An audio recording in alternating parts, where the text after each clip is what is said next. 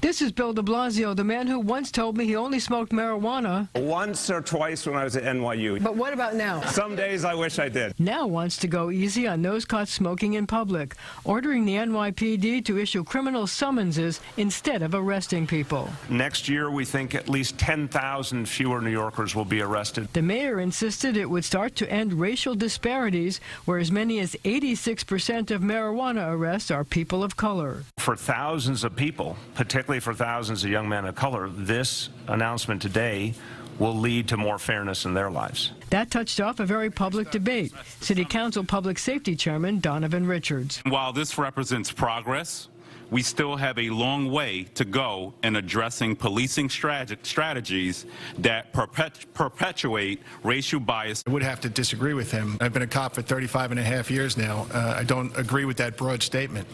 Anything that we do in the NYPD, particularly over the last 4 years, has been to build trust and keep people safe. Under the new policy, people can still be arrested if they are on probation or parole, have existing criminal warrants, don't have identification, have a recent documented history of violence, or pose an immediate public safety risk, such as while driving a car.